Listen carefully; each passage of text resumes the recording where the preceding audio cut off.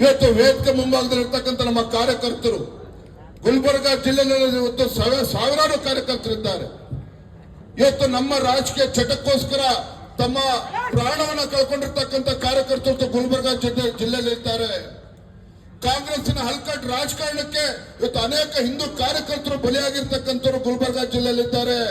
ಅವರ ಪ್ರಾಣಕ್ಕೆ ಬೆಲೆ ಇದೆ, ಅವರ ಪ್ರಾಣಕ್ಕೆ ಬೆಲೆ ಇದೆ.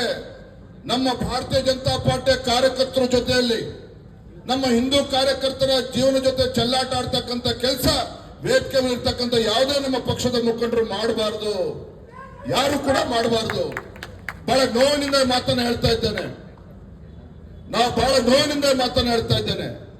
ಇವತ್ತು ಭಾರತೀಯ ಜನತಾ ಪಾರ್ಟಿ ಕರ್ನಾಟಕ ರಾಜ್ಯದಲ್ಲಿ ಇಷ್ಟು ಭದ್ರ ಬುನಾದಿ ಸಿಕ್ಕಿದೆ ಅಂತ ಹೇಳಿದ್ರೆ ನಮ್ಮ ಕರ್ನಾಟಕ ರಾಜ್ಯದಲ್ಲಿ ಇರ್ತಕ್ಕಂಥ ಲಕ್ಷಾಂತರ ಕಾರ್ಯಕರ್ತರು ತಮ್ಮ ಪ್ರಾಣದ ಹಂಗನ್ನು ಕೂಡ ಲೆಕ್ಕಿಸದೆ ತನು ಮನ ಧನ ಎಲ್ಲವನ್ನು ಕೂಡ ಅರ್ಪಿಸಿ ಇವತ್ತು ಭಾರತೀಯ ಜನತಾ ಪಾರ್ಟಿಗೆ ಭದ್ರ ಬುನಾದಿಯನ್ನು ಹಾಕ್ತಕ್ಕಂಥ ಕೆಲಸ ಮಾಡಿದ್ದಾರೆ.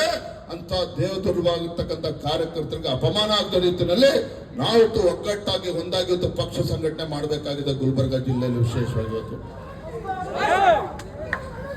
ಅಧಿಕಾರ ಬಂದಾಗ ಕಾರ್ಯಕರ್ತರು ಮರೆತೇವೆ, ಅಧಿಕಾರ ಬಂದಾಗ ಕಾರ್ಯಕರ್ತನ ಮರೆತೇವೆ. ನಾನು ಯಾಕೆ ಬಹಿರಂಗವಾಗಿ ಹೇಳ್ತಾ ಇದ್ದೇನೆ ಅಂತ ಹೇಳಿದ್ರೆ ಪತ್ರಿಕಾ ಹಾಗೂ ಮಾಧ್ಯಮದ ಸ್ನೇಹಿತರು ನನ್ನ ಪ್ರಶ್ನೆ ಮಾಡಿದ್ರು, ನೀವು ಬಂದಾಗ ಪಕ್ಷಕ್ಕೆ ಜೀವ ಬರ್ತದೆ, ನೀವು ಹೋಗ ಮತ್ತೆ ಪಕ್ಷದ ಮುಖಂಡರು ಸತ್ತು ಹೋಗ್ತಾರೆ ಅಂತ ಹೇಳಿ. ಹಾಗಾಗಿ ಎಲ್ಲರೂ ಕೂಡ ಕೈ ಜೋಡಿಸಿ ಪ್ರಾರ್ಥನೆ ಮಾಡ್ತಾನೆ, ಜಿಲ್ಲೆಯ ಅಧ್ಯಕ್ಷರಾಗಿ ಎಲ್ಲರೂ ಕೂಡ ವಿನಂತಿ ಮಾಡ್ತಾನೆ, ಆಗ್ರಹವನ್ನು ಕೂಡ ಮಾಡ್ತಾನೆ. 3 ವರ್ಷಗಳ ಕಾಲ ಹೋರಾಟದ ಪರ್ವ, ಹೋರಾಟದ ದಿನಗಳು, ಎಲ್ಲಿ ಕಾರ್ಯಕರ್ತರಿಗೆ ನೋವಾಗ್ತದೆ, ಎಲ್ಲಿ ನಮ್ಮ ಕಾರ್ಯಕರ್ತರಿಗೆ ಅನ್ಯಾಯ ಆಗ್ತದೆ, ಎಲ್ಲಿ ನಮ್ಮ ಹಿಂದೂ ಕಾರ್ಯಕರ್ತರಿಗೆ ಅಪಮಾನ ಆಗ್ತಾರೆ, ನೀವೆಲ್ಲರೂ ಕೂಡ ಒಗ್ಗಟ್ಟಾಗಿ ಒಂದಾಗಿ ನೀವು ಪ್ರತಿಯೊಬ್ಬರು ಕೂಡ ಹೋಗಿ ಅವರಿಗೆ ರಕ್ಷಣೆ ಕೊಡ್ತಕ್ಕಂಥ ಕೆಲಸ ಮಾಡಿ, ಯಾವ ಗಂಡಸಿದಾನೆ ಕಾಂಗ್ರೆಸ್ ಪಾರ್ಟಿನಲ್ಲಿ ಇಲ್ಲಿ ರಾಜಕಾರಣ ಮಾಡೋದಕ್ಕೆ ನಾನು ಕೂಡ ನೋಡ್ತೇನೆ. ಯಾರು ಕೂಡ ಕೊಡ್ತಕ್ಕಂಥ ಅವಶ್ಯಕತೆ ಇಲ್ಲ. ಇಲ್ಲಿ ಅಡ್ಜಸ್ಟ್ಮೆಂಟ್ ರಾಜಕಾರಣ ಮಾಡೋದಕ್ಕೆ ನಮ್ಮ ಕಾರ್ಯಕರ್ತರು ಪುಕ್ಕಟ್ಟೆ ಏನು ಬಂದಿಲ್ಲ, ಯಾರು ನಮ್ಮಿಂದ ಏನು ಅಪೇಕ್ಷೆ ಇಟ್ಕೊಂಡಿಲ್ಲ. ನಾವು ಕೈ ಜೋಡಿಸುವಂತೆ ಮಾಡ್ತೇನೆ.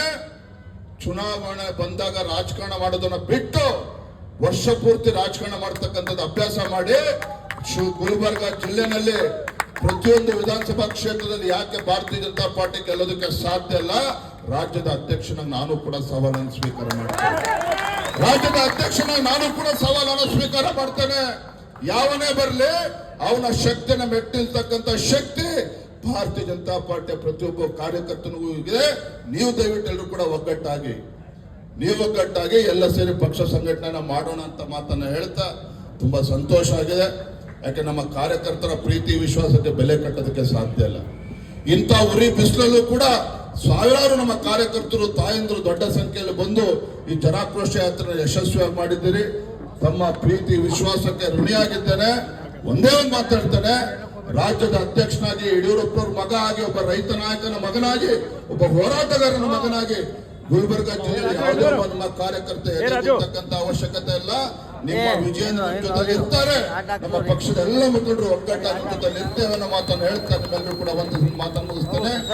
ಬಲೋ ಭಾರತ್ ಮಾತಾ ಕಿ, ಬಲೋ ಭಾರತ್ ಮಾತಾ ಕಿ.